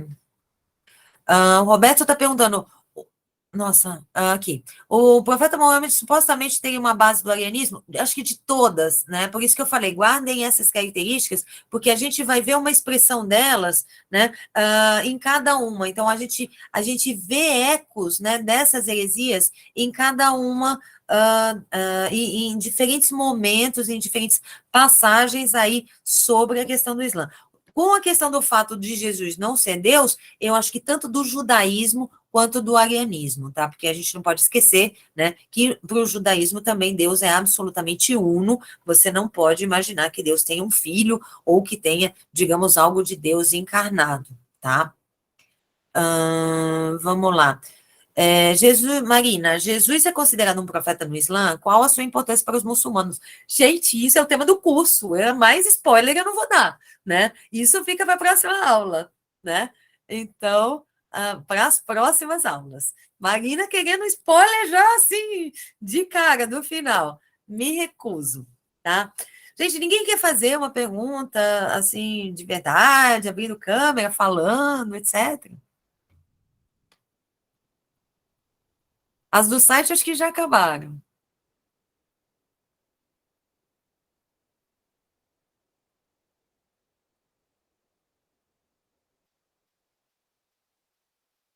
Mais alguma questão?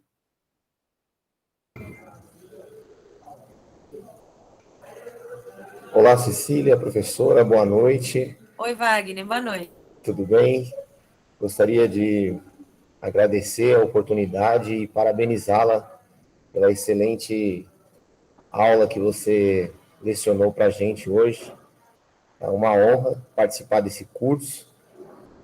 E eu gostaria de, além de agradecer, não vou fazer nenhuma pergunta, porque, inclusive, eu estou aqui na escola agora, eu vou lecionar nas duas últimas aulas agora para uma turma de suplência, e eu vou ter que sair, vou ter que me ausentar, né, no finalzinho aí da aula de hoje. Mas, tá, deixo aqui o meu registro. Tá bom? Meu prazer, minha satisfação de participar. Ó, a musiquinha do sinal da escola, tá bom? E ressaltar que é um prazer conhecê-la, né, e estar aqui, é uma honra nesse curso. E parabenizar todos que estão participando também. Uma boa noite. Obrigada, Wagner. Boa aula para você. Seja bem-vindo.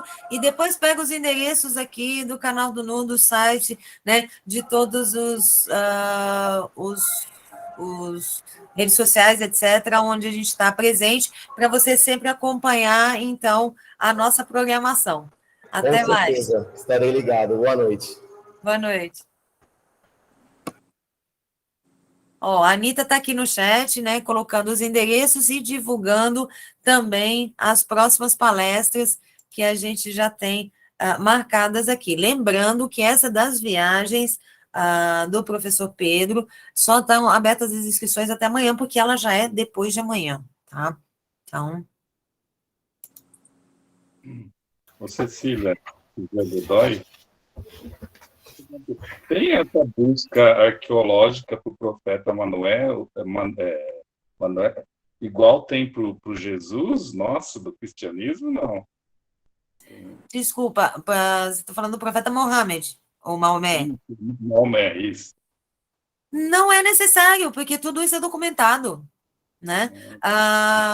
A história de Jesus ela não foi documentada na época que ele viveu. A história do profeta foi, porque inclusive tem toda essa questão da briga política dele ter sido expulso, né? Da passagem dele em Meca, em Medina, etc. Então, isso tudo é documentado, né? Então, não há nenhum tipo de dúvida sobre se ele viveu ali mesmo, não viveu ali mesmo, etc, etc, etc, né? Tanto que eu falei para vocês, falei, olha, os hadiths, que são os ditos do profeta, eles são certificados quando você consegue chegar até uma pessoa que vivia naquela época, né? Ou seja, notoriamente, você tem o túmulo das pessoas, para saber quem é que viveu ali, né? Então, você tem o túmulo de todas essas pessoas, então não tem discussão, assim, sobre se isso aconteceu ou não, né? Ou se aconteceu do jeito que falam ou não. Claro que na compilação do Corão, muita coisa deve ter ficado de fora, assim como escolheram os evangelhos, né, no cristianismo, muitas coisas também devem ter ficado de fora, né, às vezes ele tinha até mais revelações do que aquelas, né, e que deixaram ali de lado, do mesmo jeito dos hadiths, né, tem uns que a gente, que são certificados, outros não, mas a rigor não há muita dúvida de que aquilo realmente aconteceu, né, em termos históricos, não é um problema como a gente tem do Jesus histórico, né, o profeta Maomé histórico não tem a menor dúvida, porque a gente está já no século VII, então tudo isso já foi documentado, tinha historiadores, né, você tem túmulos, lápides, você tem tudo isso, então não há dúvidas. Obrigado.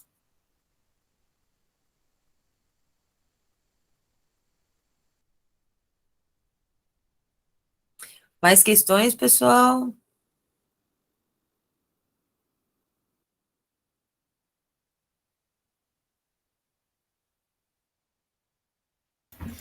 Cecília, sobre os arianistas, né?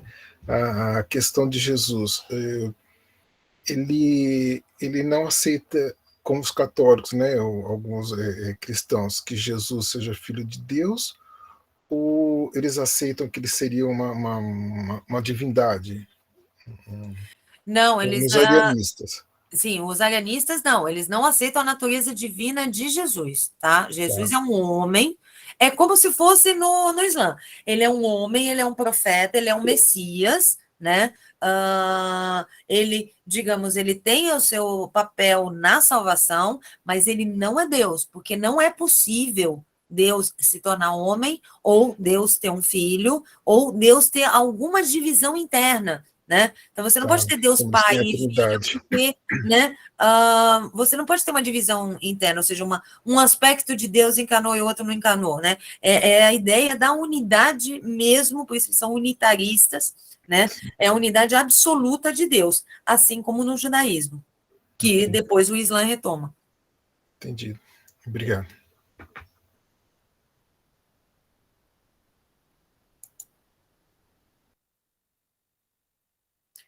Vamos lá, pessoal, mais alguma questão? Vocês conheciam essas histórias todas das heresias, etc., né? Dessas variações aí do cristianismo primitivo? Não, né? Normalmente a gente só conhece a história oficial que a Igreja Católica deixa a gente conhecer. O Alai está dizendo que sim. Gabriel também. Então, algumas pessoas conheciam. A Marina está querendo saber mais sobre as heresias. A Fabiana está dizendo que aprendeu comigo em outra disciplina.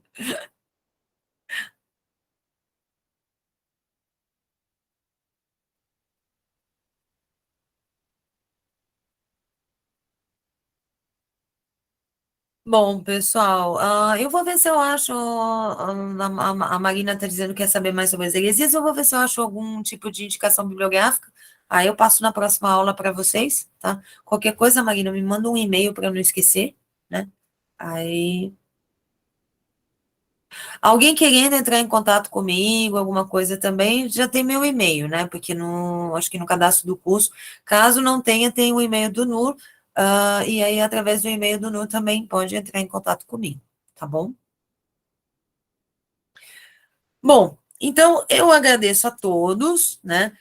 Pela paciência até esse momento, agradeço a presença de todos. Eu vou encerrar então a gravação e continuamos na próxima aula.